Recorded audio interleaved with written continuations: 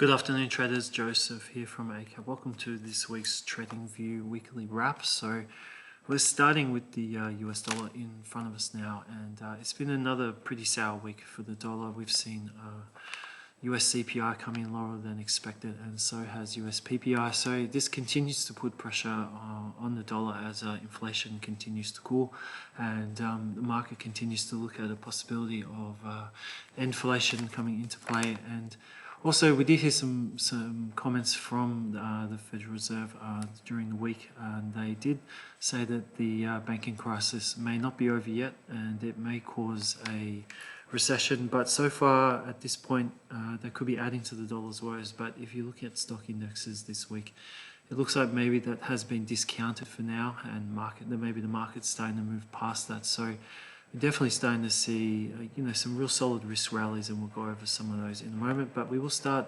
just quickly with the USD, and we can see it's breaking below this year's lows, and it has put in a new low for this year, and it just continues to push lower with lower highs and lower lows. So for dollar bears, it's a pretty good picture. For dollar bulls, they'll be looking to see how far the downward momentum can go, and if anything does start to flare back up, if that does start to help the dollar. But even now, looking on the weekly chart on the dollar index, we've had a nice run up, we've had that move down, we've had a counter rally, lower high, a new push lower, and we've seen a break of the previous low with a new lower low. So textbook wise and pattern trend wise, it's pretty good looking downtrend for now. So we will get on to some of the other markets this week. So as we said, that risk markets have been pretty solid.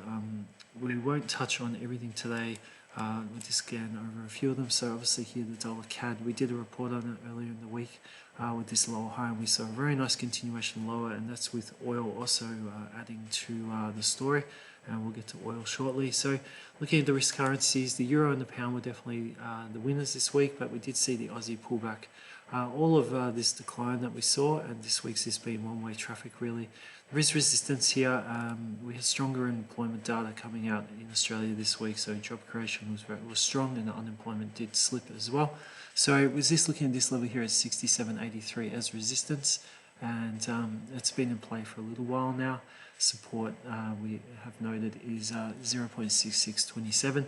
Now the euro had a very solid day yesterday. Also, we did a report on the euro this week. We were talking about this section here as a continuation. This was seen on the pound and the euro, as we saw a bit of a trend break, high low, a new bar that eclipsed the previous bar in some ways, but not always. It wasn't a true engulfing bar, but it definitely was a nice strong bullish bar. We had a new higher high here, and then with the dollar falling, we just saw the euro take off and hit new monthly and yearly highs, if we're correct. Yep. So monthly, weekly, and new yearly highs for the euro at the moment, and the pound has also done the same thing. The euro was the better of the two, had a bigger push higher, but definitely, not a bad continuation run up for 127. So that's not a bad result if you are trading or swing trading. So similar pattern here. We had this trigger bar, we had a higher high, even though we did see a little bit of resistance on that day, and then we've seen the run up so far. The yen has been weaker as well so far this week. Very similar to the Aussie, it really does look identical. We have this rally that's eclipsed that previous decline. Higher low here, a push up, and then a stall at resistance. So that's 89.90. We'd need to see that level beaten just to see buy momentum continue. And the euro and the pound have also had very solid weeks. It hasn't performed as well as it has to the dollar, but we've seen a nice breakout above this resistance at 145.23, and a nice push up to test this resistance that was back at the 15th of the 12th. So we're looking to see if we can get one more leg up to sort of test this key area of resistance at 1748 to 147.50. And the pound, similar story. Just not as much drive, as very similar story against the dollar. We've had a nice move through this resistance here. It's a run up and has tested this area at 166.70ish. But what we'd want to see is if we do see another small move down, if we do see a new higher low, I'd like to hold that area as breakout area as new support. We did do a little write-up on the pound yen previous week, and if we do see that occur, then we'd like to see a new run-up, break this high, and then a new test of this area here at 169.09, and then obviously to move up to there to really get testing some of those highs not seen since October last year. The dollar to the yen hasn't really been performing as well as the risk currencies due to the dollar dragging, even though we've had a weaker yen, has been under pressure from a weaker USD. Key resistance is seen just around this area here at 133.71. It did look like it was going to have a nice attempt at it, but it just really ran out of path, and this week so far the dollar has been really dragging. So it's in a bit of a range right now, and we'll just see if this level here at 130.85 can continue to hold the support, and if this level of resistance will remain in play, or if we do see a break. Now we'll get on some of the quite exciting markets so far this week. Gold was definitely one of them, and if you have a look at gold here, it's really been in a massive surge, and it all kicked off really this week, and we've seen so far this week added 2.75%, and the amazing thing is we broke this level here, which was previous resistance, and holding it back this week till yesterday's session. That was 2021. Now after that level was beaten, we just saw a real nice run up, and today so far we're seeing more buying, and we are so close now to those levels seen back in 2022 when the invasion of Ukraine occurred, and we saw that really strong rally up here from gold. And we are just seeing this trend here, which is an amazing looking trend right now. It just continues to feed higher, and we are wondering now if we can get back up to the 2050 area, and possibly even a retest of those previous highs, which is up around that 2071 area. But at the moment it looks a little bit extended. It has just broken out, but we could see one more leg higher. It wouldn't surprise me if we do see maybe a small pause and a pullback, but with the momentum that we are seeing at the moment, there's a good chance we could see buyers try at least to get back up to test that 250 area, 260, but we'll need to see what happens on the next retracement. But for now, gold looks very feverishly up, in a very strong up market, and it would be coming down to a combination of things. Obviously the weaker USD, there's a lot of uncertainty with the US banking system and some of the banks at the moment. Even though that is tapering off and we are seeing stocks rally, definitely there looks to be some indecision there, and there's a lot of money still continuing to move into gold. It can't be an inflation play at the moment because inflation continues to cool. So with the dollar down, and with some uncertainty around the US banking industry at the moment, it definitely looks like gold is being picked up. Now we have had a couple of things during the week. North Korea also launched a missile, or a couple of missiles, so that also does have a minor effect as a flight to safety for gold, but definitely for now it does look like it's just really powering on with a weaker USD. So definitely one to watch. It's been quite exciting so far this week, seeing this rally so far. Now just while we're staying with commodities, we'll have to jump over to oil. So oil had been stuck under this area here for quite a considerable period of time. This level goes all the way back to the 11th of 2022, and we've been just chewing up time here. We had a bit of a break lower that didn't succeed, and we had this new rally come out, and then obviously we all know what happened a week and a bit ago with OPEC pulling out those production numbers, which led to that 6% gap.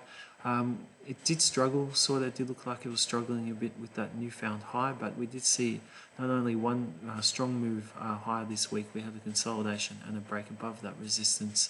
So for now it is sitting back around that resistance, but things do look pretty good for oil at the moment, especially with those OPEC production cuts feeding demand. So we will see if price can consolidate this breakout, and if we can see a new move up, possibly to test the area around 85 to 90, the 85 up to 87, 90 is a little bit higher. It's this level, just at this level here, and if we'd be looking first for a test of this range just here first, just to see if we can get another up leg underway. If we do see another fail, we'd be looking for this point here to come in a short-term support at 79.75. But oil definitely looks like the market has agreed to this area, and with some of the underlyings going on, it looks like it's going to maybe try and have another attempt higher. but we really would like to see a break and close above this area sooner rather than later, and then another leg up to sort of test this area here. So exciting times definitely for oil and gold, and I'd like to see just how much demand and drive that they actually do have. Now we want to just have a look at some of the stock indices. So obviously there's been some really good runs. The ASX this week has had another fantastic run. We've seen a break above this level here at 73.17. We want to touch on the France 40. It's done something really not many have done at the moment, and if we just zoom out here, we can see that France 40 has hit new highs above the highs set back in 2022, and we saw that level broken this week, and it continues just to push higher at this stage. Yesterday. It will open up later this afternoon, and we can just see that strong move above this resistance there this week. So any pullbacks would like to see this area here come in as support, and we'll see if stocks can continue to push higher. So the France 40 definitely leading the charge at the moment. Now some of the other key indexes, for instance the German DAX, it has broken above this resistance level here this week, and that was 15,659. It still does have a bit of work to go to get back up to those levels seen in 2021. And with the US 30 as well, has started to take the lead again. We have seen a very strong session yesterday, and that cleared that minor resistance here this week, and we're looking to see what happens when it gets back up to this area at 34,272. There's been a lot of selling up there, there's been a lot of resistance, and then again above at 34,589 there's been a fair bit of resistance there, but this will be the key level for buyers to clear if they could get back up there. And the Nasdaq, which had a bit of a staunch week so far, it hasn't really seen too much movement. It had a nice impulse rally yesterday, but again it's quite range bound at the moment, and would like to see if it can break first this area here, and then what happens when it gets back up to 13,195, and if it can beat those areas there to continue this current trend that it's on. So if we have a quick look at the weekly, it's going to have another test up at 13,554, but for now it really needs to break this level here at 13,200 just to get going. And if we can clear this level here, it's really starting to take shape as a new uptrend then on the weekly chart as well. So now before we wrap up and just have a look at a couple of things that are coming out tonight and into next week, we'll just have a look at some of the cryptos. So cryptos, as you can see, have had another fantastic week. So Bitcoin weekly continues to push. We've had a break above this resistance area here. There's still a little bit of area to clear, but it's very solid bullish session so far this week, and buying just continues to push. And Ethereum as well has had a fantastic week. We've cleared this area here at 2024. We're wondering if it would hit 2000 again yesterday, and it happened extremely quickly. I thought maybe it would come in today, but yeah, it hit it overnight and has continued to power into the 2000s today.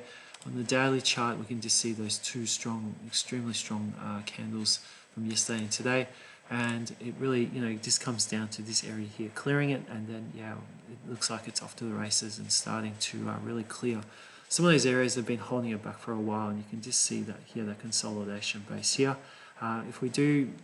When we do see another pullback, we'd like to see this area hopefully come in as support somewhere around here, and then we wouldn't really want it to retrace all the way back into this area.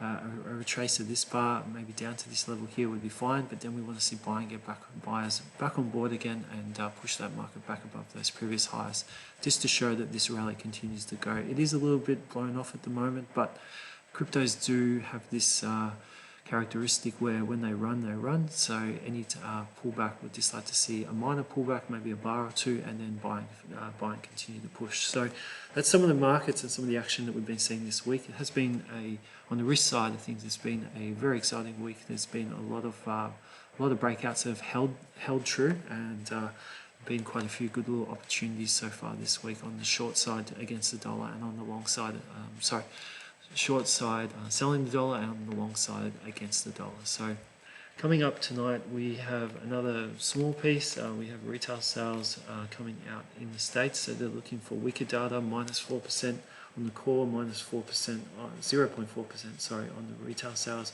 -0.4% on the core.